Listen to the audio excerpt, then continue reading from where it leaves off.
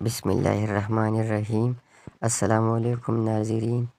کہتے ہیں کہ کسی جگہ پر بادشاہ نے 3 بے گناہ افراد کو سزائے موت دی۔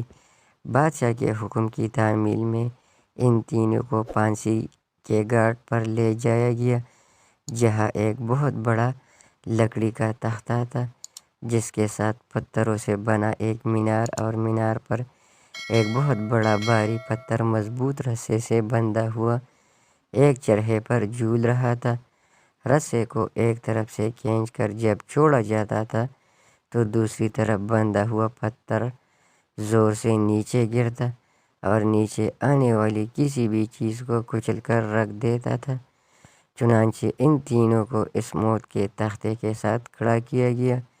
ان میں سے ایک عالم، ایک وکیل اور ایک فلسفی تھا۔ سب سے پہلے عالم کو اس تختہ پر عین پتھر گرنے کے مقام پر لٹکایا گیا اور اس کی آخری خواہش پوچھی گئی تو عالم کہنے لگا، میرا خدا پر پختہ یقین ہے، وہی موت دے گا اور زندگی بخشے گا، بس اس کے سوا کچھ نہیں کہنا۔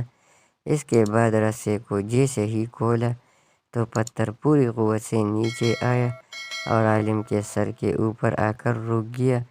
یہ دیکھ کر سب حیران رہ گئے اور عالم کے پختہ یقین کی وجہ سے اس کی جان بچ گئی اور رسا واپس کھینچ لیا گیا۔ اس کے بعد وکیل کی باری تھی۔ اس کو بھی تختہ دار پر لٹا کر جب آخری خواہش پوچھی گئی تو وہ کہنے لگا، میں حق اور سچ کا وکیل ہوں اور جیت ہمیشہ انصاف کی ہوتی ہے، یہ بھی انصاف ہوگا۔ اس کے بعد رسے کو دوبارہ کھولا گیا، پھر پتھر پوری قوت سے نیچے آیا اور اس بار بھی وکیل کے سر پر پہنچ کر رک گیا۔ پھانسی دینے والے اس انصاف سے حیران رہ گئے اور وکیل کی جان بھی بچ گئی۔ اس کے بعد فلسفی کی باری تھی۔ اسے جب تختے پر لٹا کر آخری خواہش کا پوچھا گیا تو وہ کہنے لگا، عالم کو تو نہیں خدا نے بچایا ہے اور نہیں وکیل کو اس کے انصاف نے۔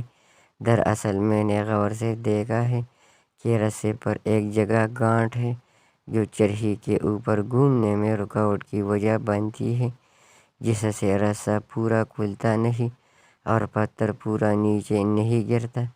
فلسفی کی بات سن کر سب نے رسے کو بغور دیکھا تو وہ واقعی گانٹھ تھی۔ انہوں نے جب وہ گانٹھ کھول کر رسا آزاد کیا تو پتھر پوری قوت سے نیچے گرا اور فلسفی کا ذہین سر کچل کر رکھ دیا۔ حکایت کا نتیجہ، بعض اوقات بہت کچھ جانتے ہوئے بھی منہ بند رکھنا حکمت میں شمار ہوتا ہے۔